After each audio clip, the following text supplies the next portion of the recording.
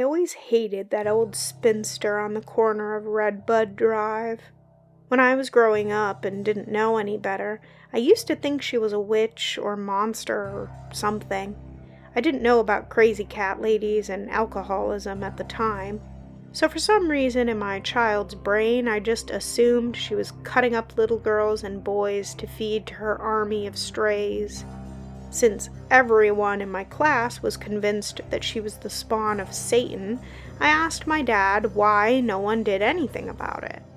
He rolled his eyes as if humoring me and said, "Nowadays we don't burn witches. We just avoid them."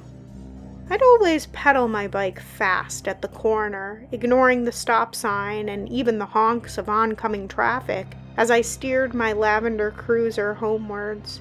I remember the fast clickety-clack of the playing cards every afternoon as I frantically pedaled to put a safe distance behind me. 10 years down the road was enough distance for me to acknowledge she was probably just a lonely, middle-aged woman who thought drinking with cats was less sad than drinking alone. And maybe she was right. I know I would open a bottle of wine with my dogs some of those lonely nights when I was back home from college. I was content to keep our uneasy truce, where I would return a half-hearted wave at her silhouette in the window when passing, if she didn't try to come any closer to me. Unfortunately, that was something I couldn't do on Halloween. Even back when I was a kid, the only other thing the old lady on Redbud was known for, aside from day drinking and pissing off the local animal control, was her baked treats. 4 times a year she would participate in the local ISD bake sale, despite not having a kid. The PTA insisted. They practically begged her to provide a tart cinnamon apple pie for the silent auction. Even though she seemed to be kept alive by Jim Beam and cat dander, she could definitely bake a mean pastry. And so, my little brother was quite insistent that we stop at her house to round out the night of trick-or-treating. I had driven in for the weekend, homesick and missing my parents. I might have even missed my snotty little brother Matt. A little bit. They were so thrilled to see me after so long that they immediately took the opportunity to turn me into an unpaid babysitter so they could go to a Halloween party. Considering it fair compensation, I had had a couple of glasses from Mom's open bottle of Malbec to dull the tedious misery of trick-or-treating with my little brother. It was working, the warm buzz behind my eyes softening the sharp edges of Matt's constant adolescent prattling. I would tune in for every 3rd or 4th word, nodding encouragingly with a disinterested smile. He was dressed up as a little Iron Man, his chest beam and hand lights making electronic humming noises as they illuminated the sidewalk in front of us. It had been a pretty good haul. Matt's bag was so full of candy that he kept shifting it from one plastic laser gauntlet to the other when his arms got tired. We were almost done with the last block, everyone's door knocked on, except for the corner house.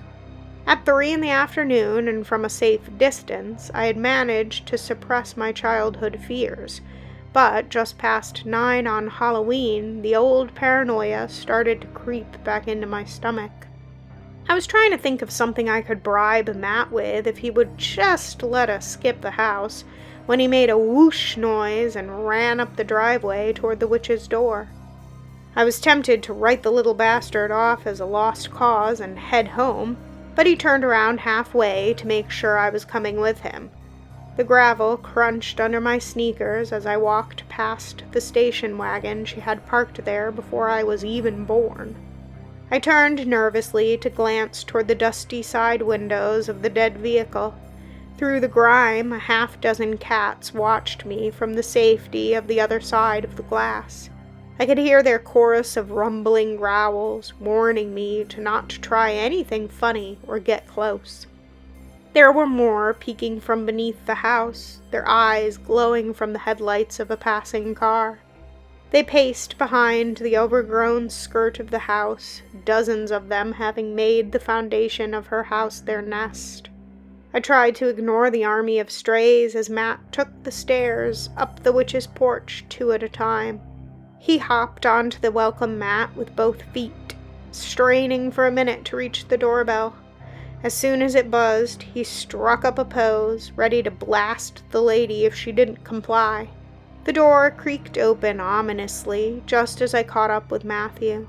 It was dark inside, aside from the dull orange glow of the fireplace and flickering blue and white of an old television. Lit from behind, the witch's silhouette was a lanky and twisted thing. Her spine was tilted at severe and horrible angles, as if her back had given out under the sheer weight of all her evil. Only the fringes of her wild black hair caught the light, giving her a terrifying halo like an insect's nest, as she reached out a bony and gnarled hand out past the doorframe. She grasped hungrily toward us, her vile claw sweeping a few inches over Matt's head to take hold of a slender chain. The witch's knuckles popped audibly as she gripped the pull chain tightly and yanked it down. It made a sound like a chicken's neck snapping, and the hanging porch light groaned with a dull hum as the fluorescent bulb warmed up. Matt was frozen in place, just as terrified as I was, as the witch let out a laugh that was a moist gurgle. It rose to a hiss deep in the back of her throat, her whole twisted frame shuddering menacingly as the light finally came to life. "Oh, hello, aren't you precious?" She gushed over Matt, coughing into her hand to clear her throat. Her voice was less wicked witch and more Minnesota mother as she threw out a friendly, "I thought all the trick-or-treaters went home for the night, don't you know?" She blended the last 3 words into a single, "don't you know," before straightening up. In the bright fluorescence, I could make out the multiple kittens and the glitter on her faded pink sweatshirt. She smiled a big, white-toothed smile at Matt expectantly, and it took him a moment to remember his line. His little brain was obviously having trouble processing the sudden change in mood, as he asked, more than threatened her, with a timid, "Trick or treat?" The vile tangle on top of her head that I'd mistaken for snakes and crawling insects turned out to be simple bedhead from where she had apparently crashed hard on the couch. Her black frizzy hair was matted wildly off to one side in the kind of cowlick you could only get from sleeping off a few too many drinks. The witch lifted her eyes toward me, while my own eyes were watering from the stink of whiskey and far too much perfume. "He's adorable. She seemed to lose her train of thought as she stared at me curiously, her smile broadening ever so slightly as if she recognized me. "I have a special treat for the both of you. Just be a moment." She vanished back inside her house for a few seconds, hardly time for the stench of her perfume to dissipate before she returned with an aluminum baking sheet and a thin spatula. With a deft swoop of her hand and a sharp pop, she pried a cookie free. She set down the spatula and held out the prize to Matt. It was a gingerbread cat, the scent of caramel and fresh vanilla cutting through the fog of her boozy stench as Matt took it from her. The treat was so fresh and soft, I could see it dimple from the pressure of Matt's tiny plastic fingertips. Its fur was lovingly scored into the cookie, chocolate and caramel traced meticulously into the line work. I had to admit that if she ever got tired of being a drunken cat lady, she could probably get on a job as a high-end baker. As Matt breathed an almost silent thank you, the witch turned her attention to me. "Oh, and something for Big Sis." She set down the now empty cookie pan, the surface marred by the burnt outlines where 5 kitty cookies had been baked. From the side table, she produced a small, brown, craft-colored rectangular box. Something rattled inside softly as she handed it to me, but I noticed, tied to the hand-curled orange and black ribbons on the front, were a trio of small bottles of pumpkin-spiced vodka. The witch didn't let go of the box, offering me a playful wink. "You're 21, right?" I smirked and lied with a wordless nod. She let go of the box and offered me a knowing smile before she warned me. Well, a good babysitter needs something to take the edge off. Just have a couple, though. Don't open the big surprise, unless little Iron Man here starts to get out of hand. Then you should open it and thank me for the help. I'll thank you now. Thanks, I replied, feeling a little silly after all of these years of self-induced trauma. You have a happy Halloween, Miss... I let it hang, because after all of these years, I'd never actually bothered to learn her name. She smiled her big, bright smile one more time, brushing cookie crumbs off of her kitten sweatshirt as she giggled. I always have a happy Halloween. After all, I'm the Witch of Redbud. I spent the rest of the walk home feeling utterly stupid. I knew the Tooth Fairy and Santa Claus and the Easter Bunny weren't real a decade ago, but some small, childish part of me had still believed that a sad, lonely old woman was going to eat me if I got too close to her. At least Matt wouldn't have to grow up in this town believing stupid crap like that now that he'd actually met the witch.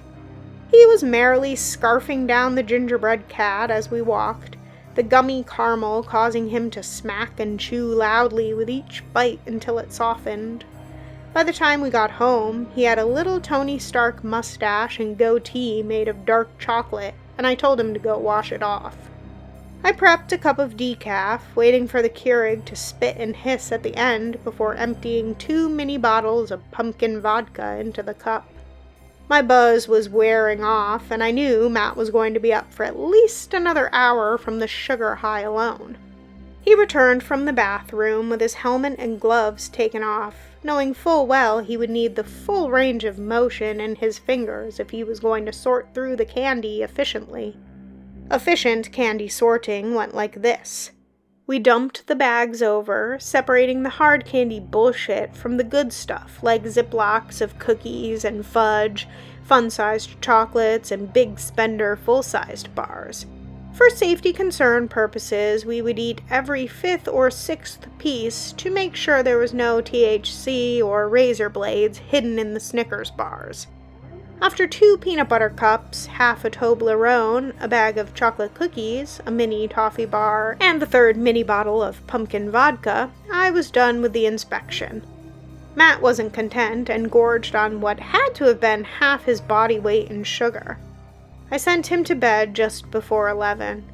He was wise beyond his years and made me pinky swear not to eat any more of his candy while he slept. Knowing a pinky swear wouldn't hold up for shit in court, I helped myself to the other half of the Toblerone before passing out on the couch.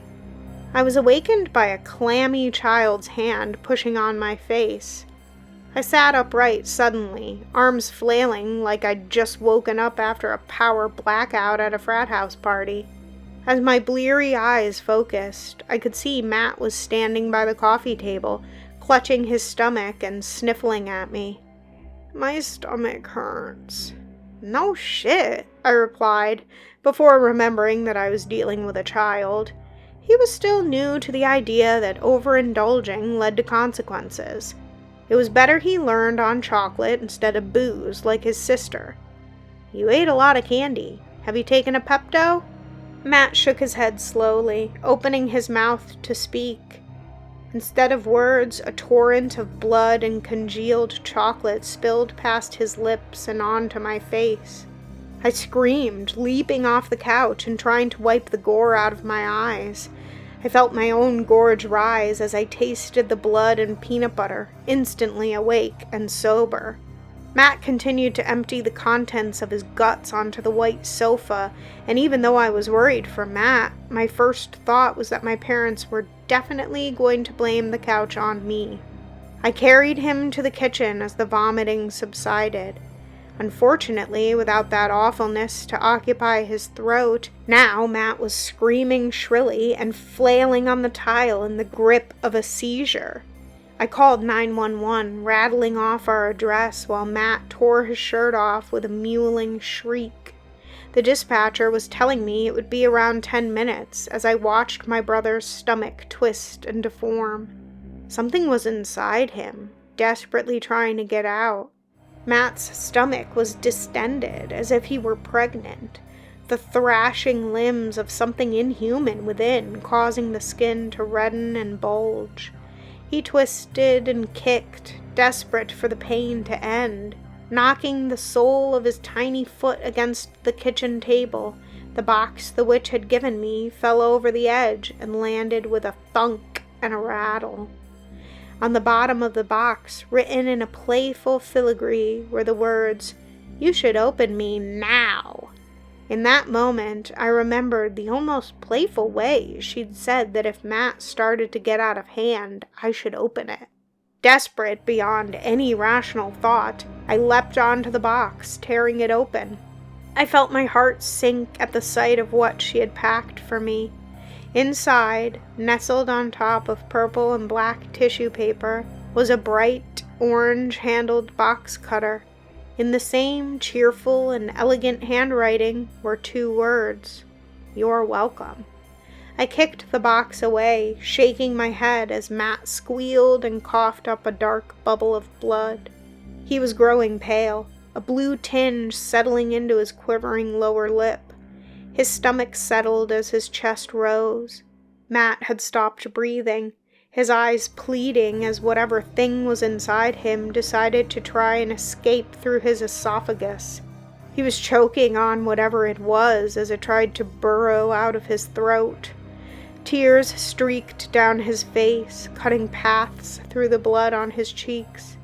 I reached for the box cutter, the razor blade extending with a soft click as I crawled over to him on all fours. I ran my fingers across his still distended stomach, and the thing shifted at the touch. It retreated back into the stomach, and Matt took in a deep and grateful breath before squealing again. A limb of some kind pushed back against my fingers, as if to reassure me that I was in the right place.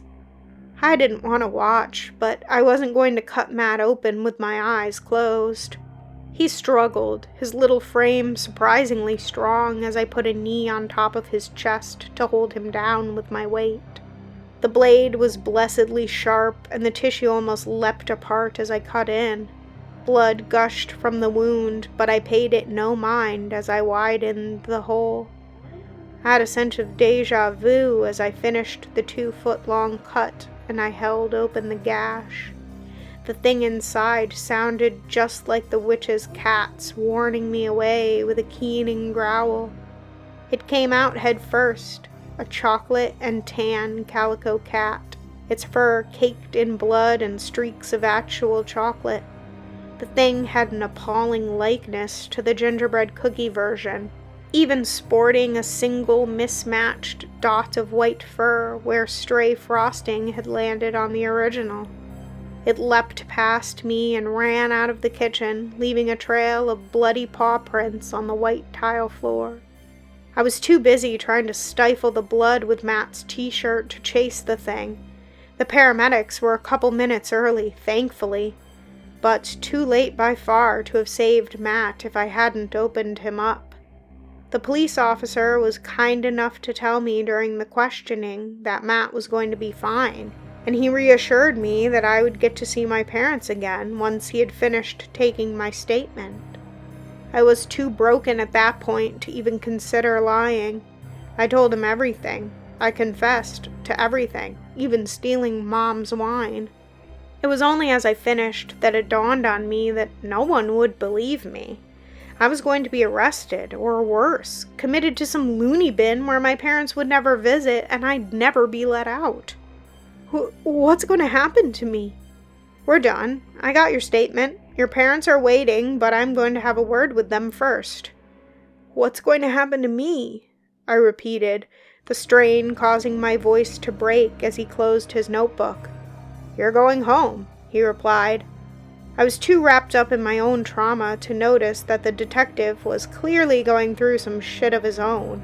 His eyes were bloodshot and dark, as if he hadn't slept all week.